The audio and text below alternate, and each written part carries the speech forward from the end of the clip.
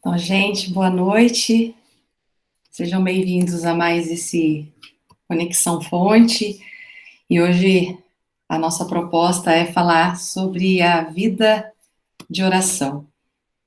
Eu vou orar para a gente começar. Vocês fiquem à vontade para mandar a pergunta aqui pelo inbox, nas mensagens. E aí eu vou tentar respondê-las, tá bom? Bondoso Deus, graças te damos por esse tempo que, apesar de distantes, podemos nos reunir como tua igreja, Pai, para refletir sobre a tua palavra, especificamente sobre esse tema da comunicação contigo. Nos abençoa, que teu Espírito fale ao nosso coração e que esse tempo possa ser edificante para as nossas vidas. Em nome de Jesus, amém. Amém. Em Efésios, logo no capítulo 1, versículo 15 até 19, quem tiver com a Bíblia pode abrir, eu vou ler esse trecho. Paulo fala assim: por isso, desde que ouvi falar da fé que vocês têm no Senhor Jesus e do amor que vocês têm por todos os irmãos na fé, eu não paro de agradecer a Deus por causa de vocês. Eu sempre lembro de vocês nas minhas orações e peço a Deus do nosso Senhor Jesus Cristo, o Pai glorioso, que dê a vocês o seu Espírito, o Espírito que os tornará sábios e revelará Deus a vocês, para que assim vocês o conheçam como devem conhecer. Peço que Deus abra a mente de vocês para que vejam a luz dele e conheçam a esperança para a qual ele os chamou. E também para que saibam como são maravilhosas as bênçãos que ele prometeu ao seu povo, e como é grande o seu poder que age em nós, os que cremos nele. Esse poder que age em nós é a mesma força poderosa que ele usou quando ressuscitou Cristo e fez com que ele se sentasse ao seu lado direito no mundo celestial.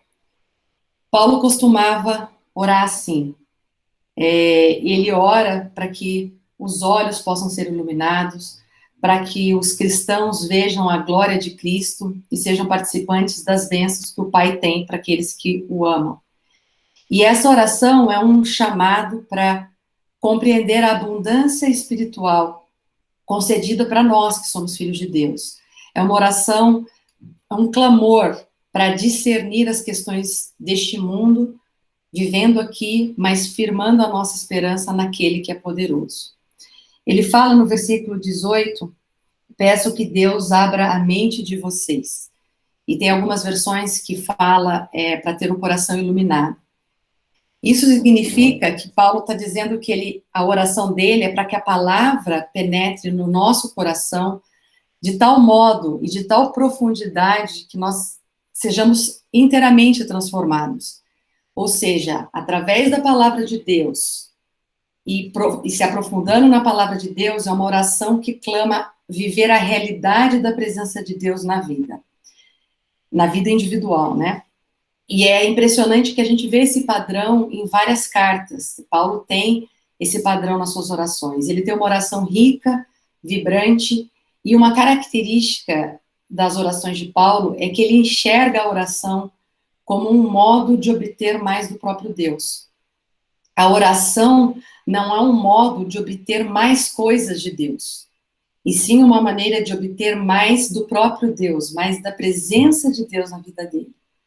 E a gente vê isso em diversos personagens da Bíblia. A Bíblia toda fala sobre Deus, e a oração, ela está permeando toda a história que a gente vê na palavra de Deus, né? Então, a ideia de hoje é a gente falar um pouco sobre a vida de oração, a oração como um meio da graça, a oração como um instrumento essencial para a nossa busca de uma vida da santidade, e a importância também de cultivarmos hábitos que priorizem essa disciplina espiritual.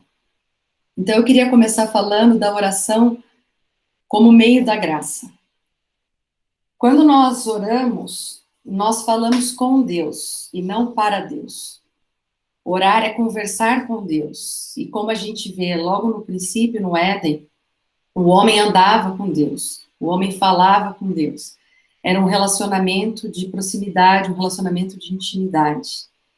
E nós hoje podemos orar em nome de Jesus, e através do poder do Espírito Santo, nós temos a restauração da coisa mais preciosa que tinha e acontecia logo no início, que é a livre comunicação com o Pai. Então, a nossa oração, a nossa comunicação, ela é uma resposta nossa, pessoal, ao conhecimento que nós temos a respeito de Deus. E isso é muito importante. Por quê? Porque isso significa que aquilo que nós conhecemos da palavra de Deus, a profundidade que nós conhecemos e a intensidade que nós conhecemos essa palavra, vai modelar a forma como nós oramos. Então, é por esse motivo que a nossa oração pode, ou pelo menos deveria, sofrer profundas alterações na medida que os anos passam e nós aumentamos o nosso conhecimento da palavra de Deus. Calvino disse uma frase muito interessante, que é a seguinte: a menos que a nossa visão sobre nós mesmos e sobre as circunstâncias seja corrigida e esclarecida pelo Espírito Santo e pela palavra de Deus, as nossas orações serão apenas um reflexo dos nossos próprios interesses e desejos. Sem conhecer as Escrituras, o nosso conhecimento sobre Deus fica vago, e também as nossas orações. Se não conhecemos as Escrituras com profundidade, as nossas orações acabam sendo apenas expressões dos nossos próprios interesses e desejos.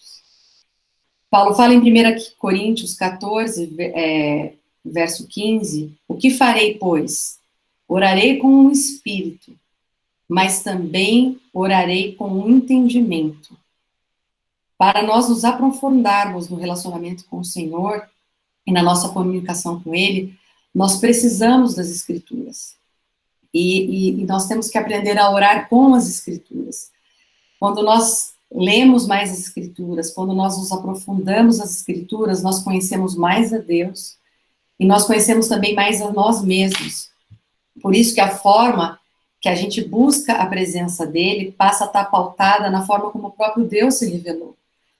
A nossa meditação muda, a nossa meditação passa a estar embasada totalmente nos preceitos do Senhor, e esses estudos, essas reflexões, tudo isso se converte em oração e louvor a Deus. Então, todas essas coisas estão conectadas. Nós não conseguimos separar a nossa vida de oração da palavra de Deus. E a Bíblia, ela é um grande estímulo para a gente enxergar essa realidade, né? E a Bíblia, ela está recheada de exemplos de oração. A gente pode olhar o Antigo Testamento, o Novo Testamento, e nós vemos os servos do Senhor orando, orações que expressam intimidade, que revelam muitas vezes fraqueza da alma, dúvidas, e nós vemos ao longo de toda a história narrada nas Escrituras, orações que são tanto individuais, e orações também por motivos pessoais, e orações mais abrangentes, orações para um povo, orações para algo maior.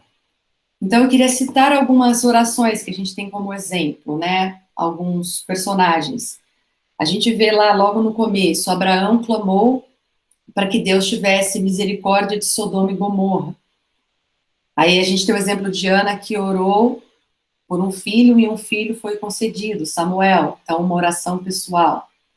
Temos vários exemplos das orações de Davi, orações de louvor, de clamor, de confissão.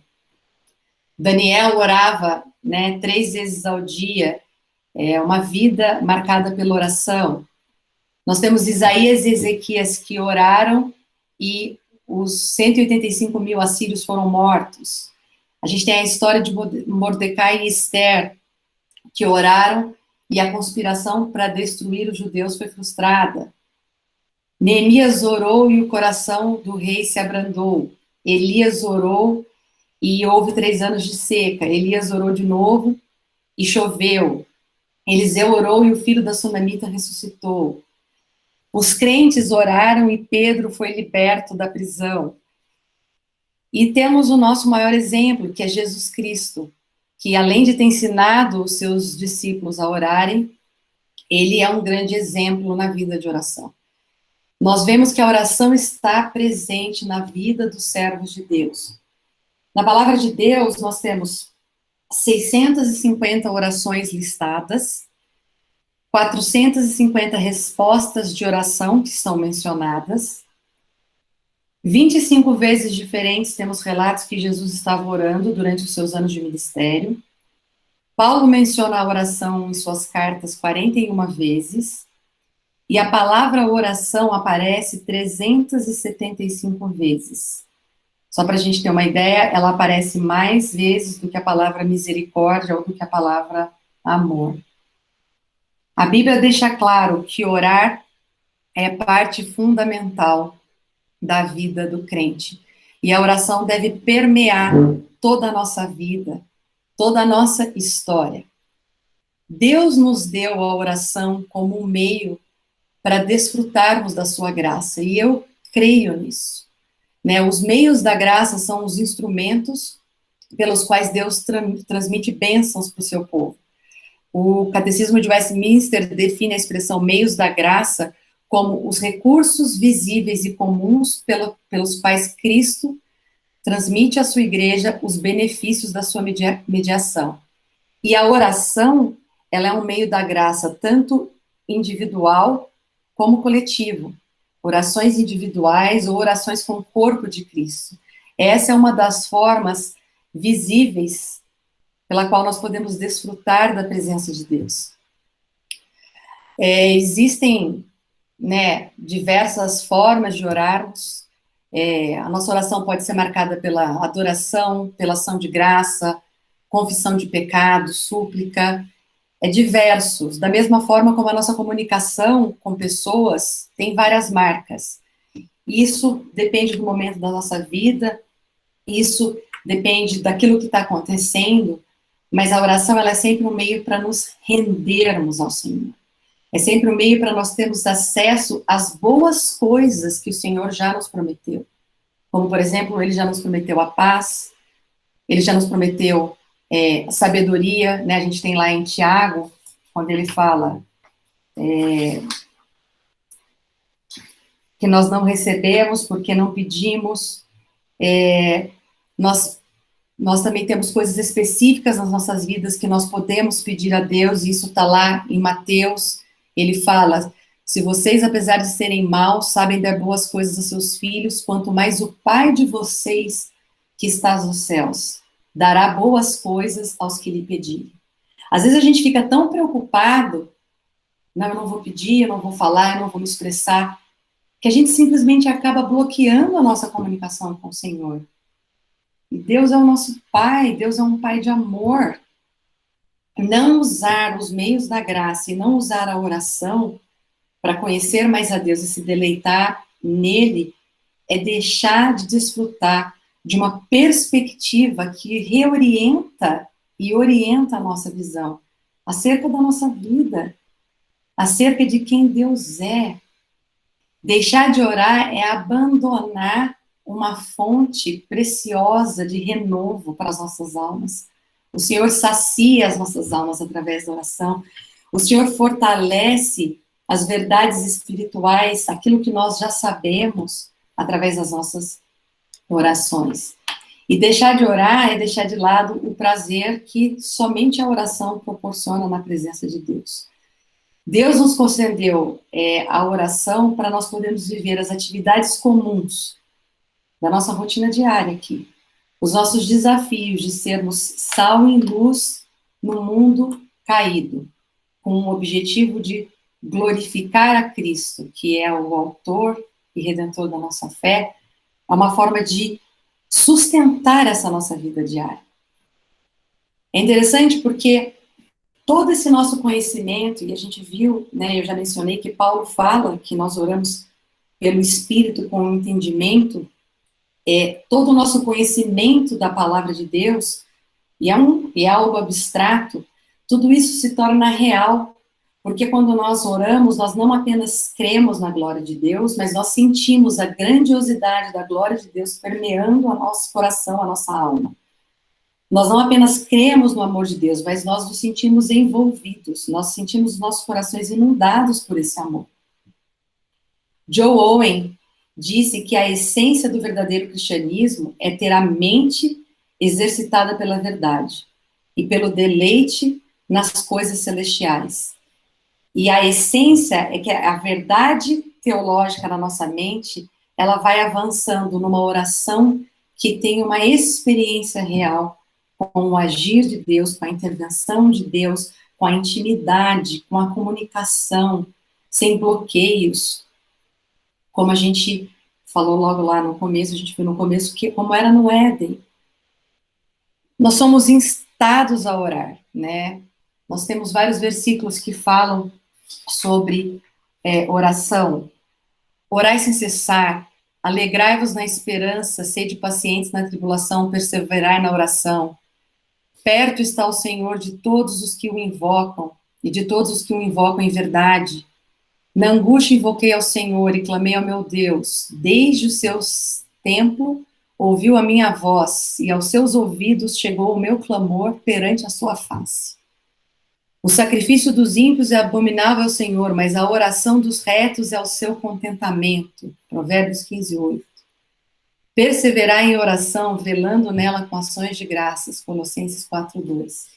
Se nós somos desafiados a orar, se nós lemos tantos versículos que falam sobre um Deus que nos ouve e que nos responde, que fala, não estejam ansiosos por coisa alguma, antes coloquem todas as coisas diante de mim. Ou ele fala, vocês clamarão a mim e eu os ouvirei, vocês me encontrarão quando me buscarem de todo o coração. Por que nós não oramos mais?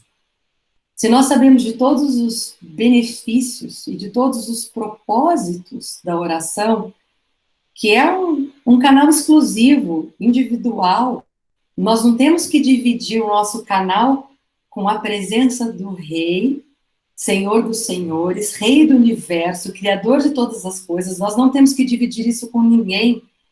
Ele é individual. Por que nós não oramos mais? E, infelizmente, algumas pessoas vão dizer, nós não oramos mais porque isso não faz diferença. É uma resignação passiva que diz que, independente do que for orado, as coisas vão acontecer ou não vão acontecer. Não faz diferença.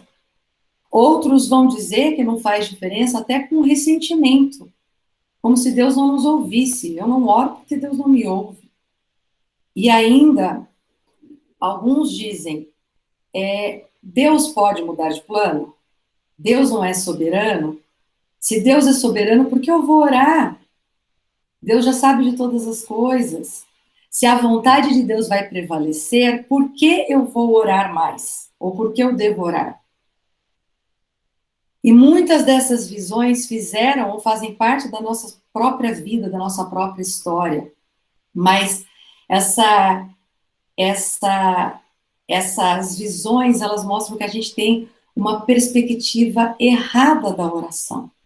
A gente achar que não faz diferença é uma demonstração de falta de fé. Essa fala que se Deus é soberano, a gente não precisa orar porque a vontade dele vai prevalecer, é uma demonstração que há algo de errado com a nossa perspectiva teológica, porque a vontade de Deus, ela é sempre certa, a vontade de Deus vai sempre prevalecer, mas a submissão nossa à vontade dele é tão importante quanto a vontade dele. E ele determinou o meio pelo qual nós devemos nos achegar a ele. E é através da oração. Deus nos convida a orar e promete que ele vai nos responder. Ele diz, clama a mim, que eu responder-te-ei e anunciar-te-ei. Muitas vezes Deus espera para conceder uma bênção, até que seja orado, para que isso revele a dependência que nós temos dele. porque senão as coisas acontecem e a gente pode ter uma sensação que é fruto do nosso próprio esforço, da nossa própria sabedoria. Então, existem duas verdades que são complementares e estão em equilíbrio. Nós sabemos que todas as coisas cooperam para o bem daqueles que amam a Deus, mas nós também sabemos que muitas vezes não recebemos porque não pedimos, ou porque pedimos mal, ou porque pedimos para gastar nos nossos próprios interesses. Nós não conseguimos compreender como essas coisas acontecem. É um mistério. A dinâmica da vida de oração é um mistério. Nós não temos como explicar essas coisas, mas o que nós sabemos é que orar é uma questão de obediência, porque Deus determinou isso. E Cristo, que é o próprio Deus, nos ensinou a orar e ensinou os discípulos também a orar. A palavra de Deus diz: porque assim como os céus são mais altos do que a terra, assim são os meus caminhos mais altos do que os vossos caminhos. E os meus pensamentos são mais altos do que os vossos pensamentos.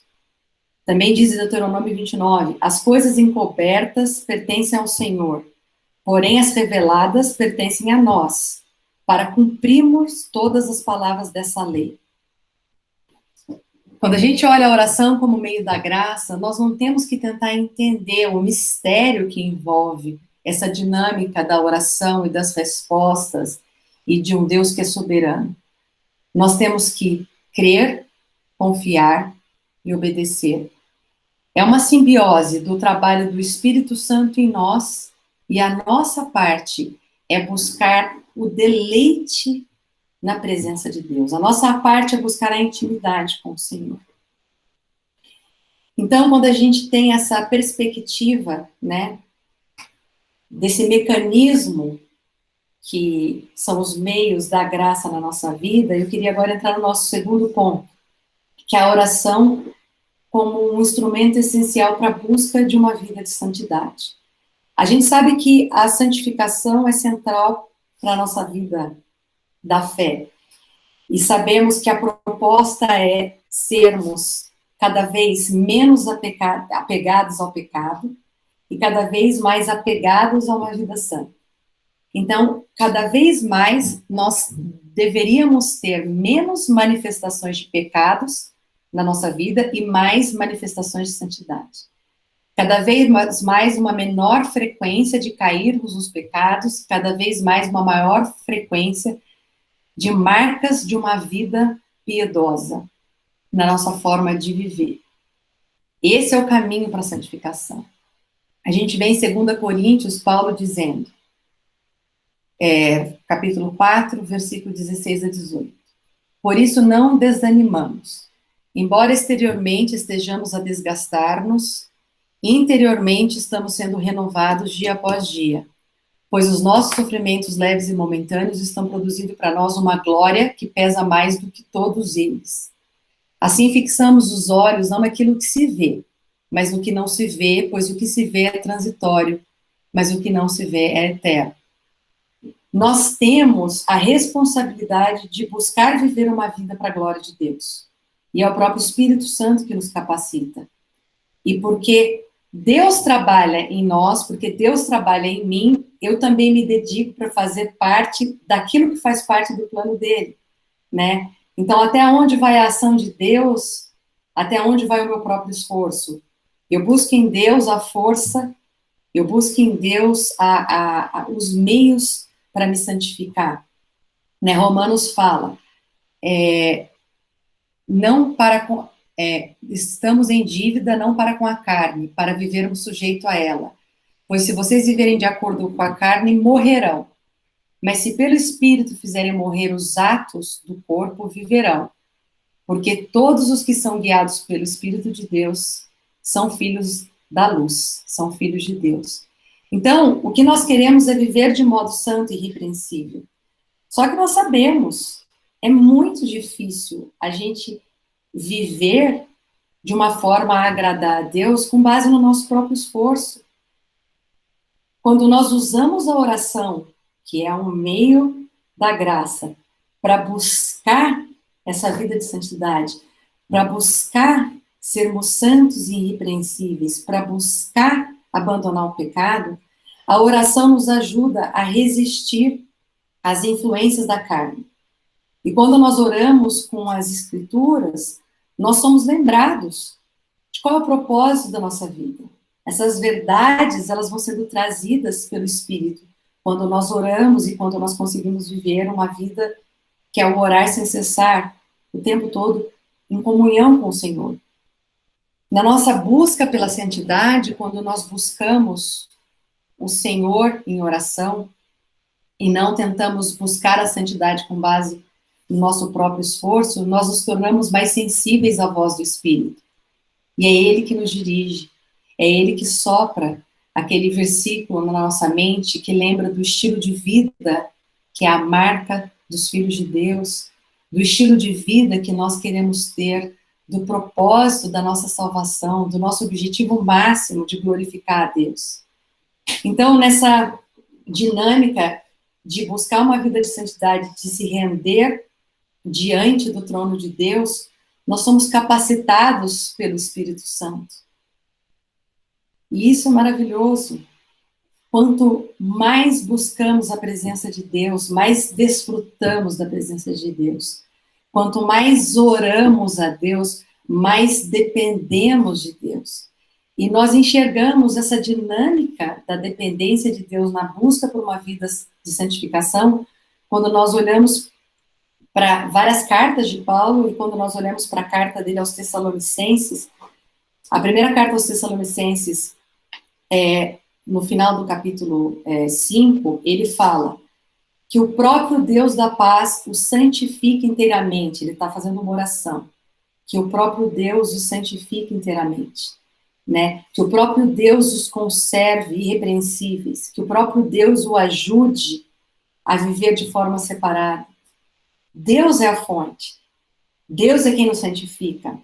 E é bem interessante porque quando a gente olha o capítulo 4 e o capítulo 5 até chegar nesse trecho, né, que vai do 16 até o 23, a gente vê Paulo fazendo uma série de exortações e comandos sobre o que significa viver de modo digno, de modo a agradar a Deus.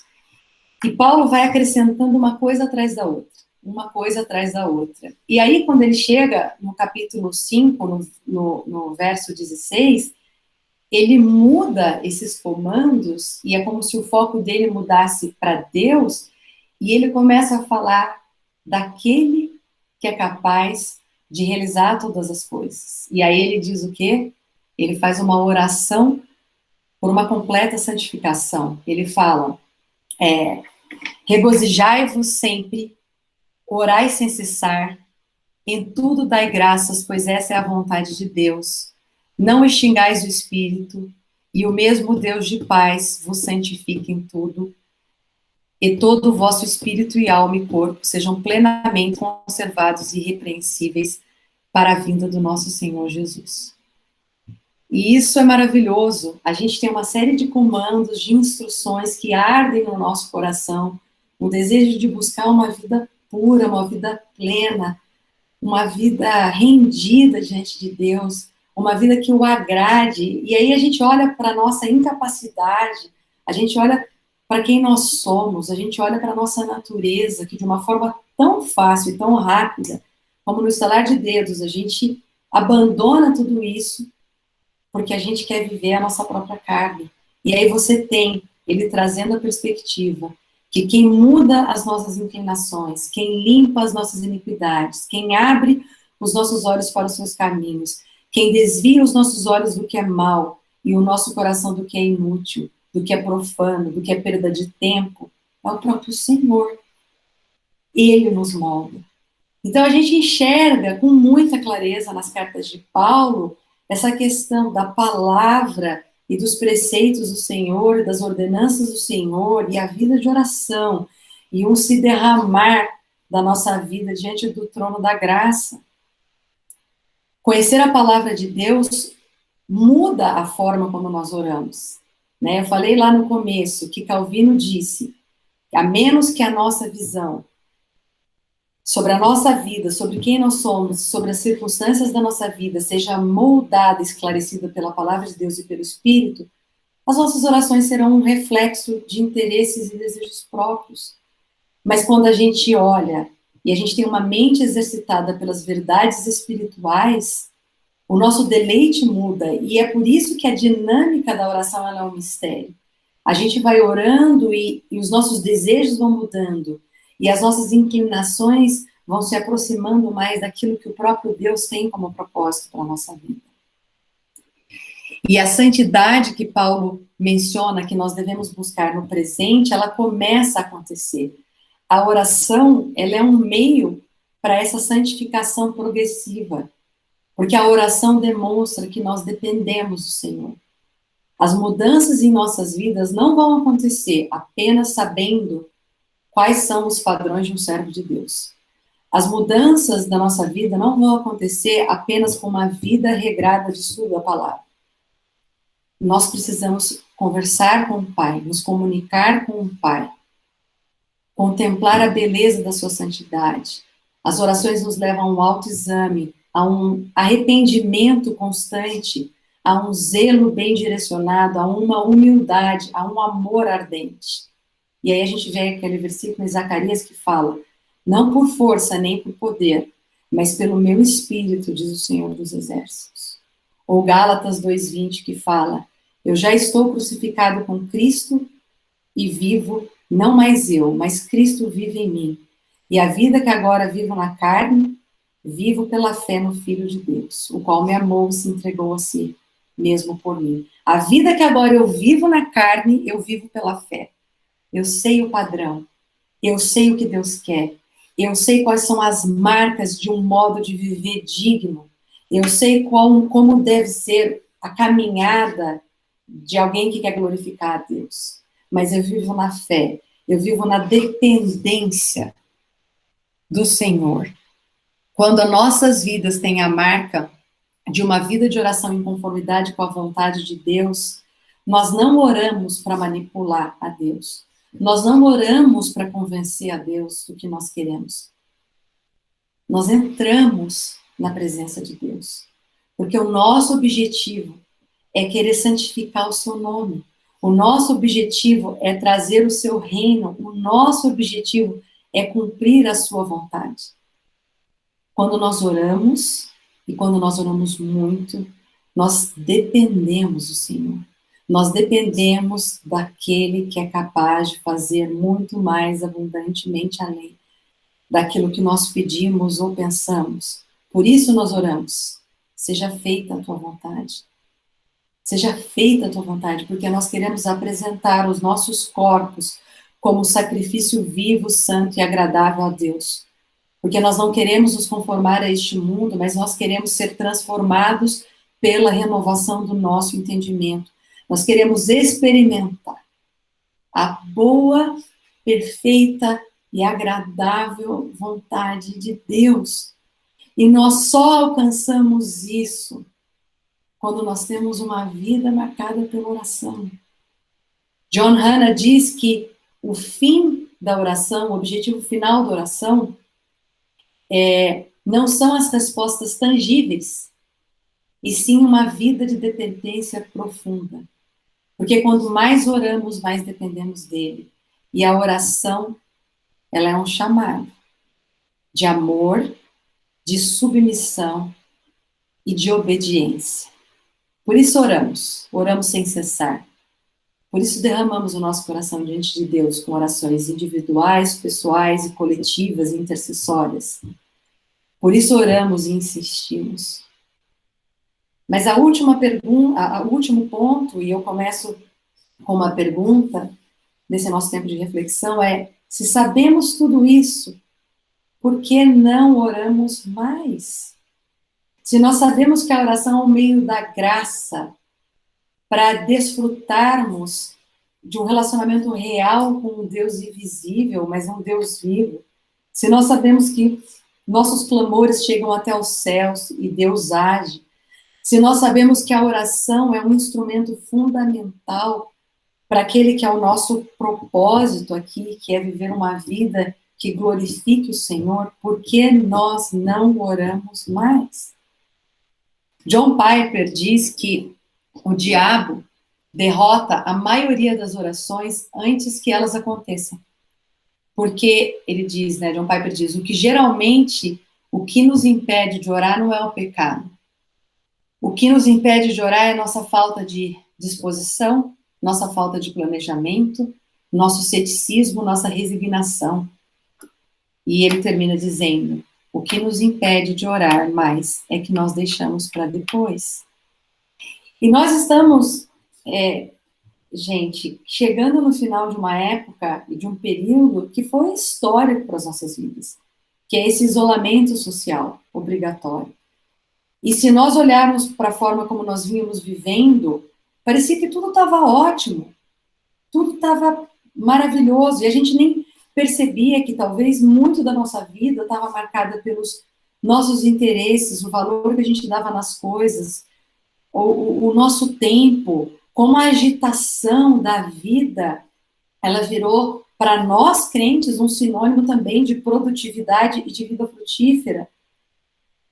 E nós tivemos, neste tempo de isolamento social, uma oportunidade para descobrir que, mesmo em meio a um tempo em que muito da nossa rotina é mudada e muitas das atividades são tiradas, como nós temos dificuldade de nos achegarmos a Deus, de orarmos, de nos aquietarmos na presença dele. Como a vida pode ser tão apressada e ansiosa, como tudo rouba a nossa atenção, como é difícil, em 5 meses, termos uma disciplina de orar. É como a frase do John Piper: nós não oramos mais porque nós não planejamos, porque nós não priorizamos. E Jesus, que é o nosso modelo, ele mostrou o hábito da oração e ele mostrou o ritmo de vida que nós deveríamos ter em qualquer época. E Jesus priorizou um tempo a sós com o Pai. Jesus era Deus e Jesus passou bastante tempo orando. Às vezes ele passou uma noite inteira orando. Se ele passou tempo orando a sós com pessoas, é um ensinamento que existe algo que é transcultural, que é atemporal, que é fundamental para as nossas vidas. Então a gente não pode cair no erro de acreditar que a gente não ora mais porque a gente não tem tempo, ou de acreditar que a gente não ora mais porque Deus é soberano. Porque Jesus orou muito. Ele orou muito porque ele buscava a presença do Pai. Jesus nos ensinou esse ritmo importante, que é o ritmo da vida aqui na Terra, que é você sair do mundo e entrar no mundo, sair do mundo e entrar no mundo. Então a gente lê, né, de madrugada, quando ainda estava escuro, Jesus se levantou, saiu de casa, foi para um lugar deserto, onde ficou orando. Então ele estava isolado, né, um tempo a sós. Isso é algo que nós podemos fazer, mas aí também a gente vê, Jesus ia passando por todas as cidades, povoados, ensinando nas sinagogas, pregando as boas novas, curando as enfermidades, entrava no mundo, a agitação do mundo. Né? A proposta da vida de oração não é uma vida que você fica contemplando em silêncio, sozinho no seu quarto. É como Jesus estava em meio a uma vida agitada, estava em meio a muitas coisas que estavam acontecendo, era extremamente requisitado estar no mundo, mas ele se retirava no mundo e gozava da presença do Pai. Jesus várias vezes tomou os seus discípulos também para orar, né? Então, nós devemos enxergar que o que nós chamamos de hábito ou de falta de hábito pode esconder uma realidade que nós não estamos enxergando, que é como os hábitos acabam moldando o nosso tempo, e se eles moldam o nosso tempo, e eles moldam naquilo que nós gastamos o nosso tempo, eles também moldam o nosso coração. Uma pesquisa na Universidade de Duke revelou que 40% daquilo que a gente faz diariamente são produtos de hábitos, não de escolha. Então, 40% do que a gente faz, todos os dias, nós não escolhemos. É aquilo, já está no automático, já está no automático. Então, a nossa vida, ela é um montão de hábitos. E se nós não cultivarmos o hábito da oração, e se nós não deixarmos que a oração faça parte de um hábito de vida, isso não vai acontecer de forma natural, né? Então, essa virtude, que é a virtude da solitude, que é a virtude da meditação, que é a virtude de conseguir praticar essa retirada, passa a não fazer parte das nossas escolhas, se nós não realmente decidirmos isso, né? A nossa vida de oração, ela tem que ser intencional. E essa é uma lição que a gente aprende com Cristo. Quando a gente vê lá, buscar primeiro o reino de Deus, buscar indica uma ação, um processo ativo. Cada um tem um estilo, mas para a gente ter uma vida marcada pela oração, a gente tem que ter uma disciplina, uma intencionalidade, uma regularidade. Para finalizar, né, existem várias práticas de oração que podem permear a nossa vida. E ninguém precisa definir um modelo e ficar preso a um modelo e achar que esse modelo vai regir a vida ou copiar o modelo. A gente pode adaptar ao momento que a gente está vivendo, a gente pode programar de acordo com circunstâncias da nossa vida, mas o importante é a gente ter realmente a oração como um alvo, e como prazer, e como deleite. Então, coisas importantes. Definir um tempo. Vai ser de manhã, vai ser de noite. Eu conheço pessoas da nossa igreja que colocam o alarme no celular e que oram no meio do dia, por exemplo, tiram um tempo no meio do dia. Combinar as orações com leituras bíblicas. A gente viu aí a importância, né? Pode orar em Salmos, pode orar no Novo Testamento, pode orar no Velho Testamento. A Bíblia toda é permeada por oração. Importante a gente ter uma dinâmica de oração, a gente orar em círculos concêntricos. Então, a gente começa orando por nós, confessando os nossos pecados, abrindo o nosso coração, colocando os nossos desejos diante de Deus, e aí a gente vai abrindo isso para a nossa família, para os nossos amigos, para a igreja, para o trabalho, desafios, responsabilidades, missionários, pelo país, pelo governo. Nós podemos programar de participar de orações e reuniões de oração intercessórias. A gente tem agora essas reuniões que acontecem na nossa igreja todos os dias, com exceção de sábado. Você pode ter uma dupla de encorajamento, é alguém que você confia e que você pode compartilhar motivos de oração e orar também por essa pessoa. Você pode ter orações em família, definir um dia. Nós vamos orar aqui na família dos Silva, nós oramos toda terça-noite. 20 minutos, 30 minutos, 40 minutos, 10 minutos, né? Podemos ter um pote de gratidão, podemos ter lista de pedidos de intercessores. O que nós não podemos é ignorar o jeito que Jesus viveu. Porque se nós ignoramos o jeito que Cristo viveu, que foi marcado pela oração, nós estamos deixando de nos aprofundar na maravilhosa graça que temos de viver em um mundo caído, com a presença maravilhosa de um Deus infinito. Ao gastarmos mais tempo com o Senhor, nós somos enchidos pela sua presença. Nós somos relembrados das suas verdades, nós somos amparados pelo seu consolo, nós somos fortalecidos na nossa fraqueza. Nossas lágrimas são enxugadas, nossas alegrias se transformam em lágrima de gratidão.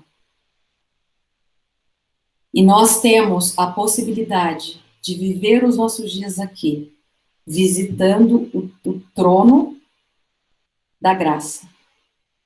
E diferente dos reis, nós temos ainda alguns países que têm monarquia, e você não consegue chegar na presença do rei em qualquer momento. E diferente desses reis da história, ou dos reis do presente, nós podemos nos chegar ou nos achegar diante do Rei do Universo, do trono da graça, em qualquer momento, sem hora marcada, sem aviso prévio, nós podemos nos achegar lá. E eu queria terminar lendo em Hebreus 13, que diz: o Deus da paz que tornou a trazer dentre os mortos a Jesus, o nosso Senhor, pastor das ovelhas, pelo sangue da eterna aliança, que ele vos aperfeiçoe em todo o bem, para cumprirdes a sua vontade, operando em vós o que é agradável diante dele, por Cristo Jesus, a quem seja a glória para todos sempre. Amém. Amém. É meio estranha essa experiência de falar, porque a maioria das pessoas estão com a câmera fechada. Amém. E não tem muita interação, mas era isso que eu Amém quis. E boa noite. Amém, boa noite, Leia. Era isso que eu tinha para trazer para vocês hoje. Muito bom. Obrigada, Ali. Foi ótimo. Amém. Obrigada, Então, vamos ter uma palavra Muito de oração bom. para encerrar. Amém. Vou pedir, Betânia, dirige a oração e encerra esse tempo, por favor. Bondoso Deus, obrigada, Senhor, por esta oportunidade.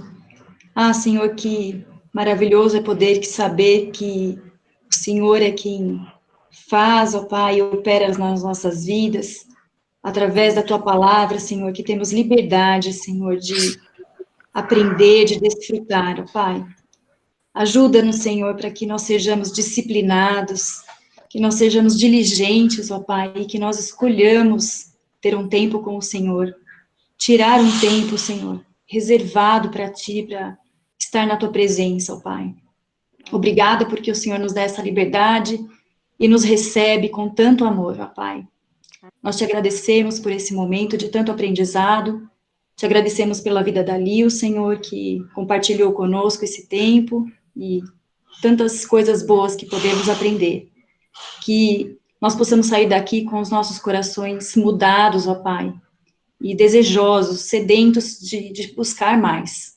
Perdoa-nos, Senhor, no tempo que perdemos, e ajuda-nos para que nós possamos ter como prioridade, Senhor, buscar o Senhor em oração. Em nome de Jesus é que oramos agradecidos. Amém. Amém. Amém. Amém. Amém.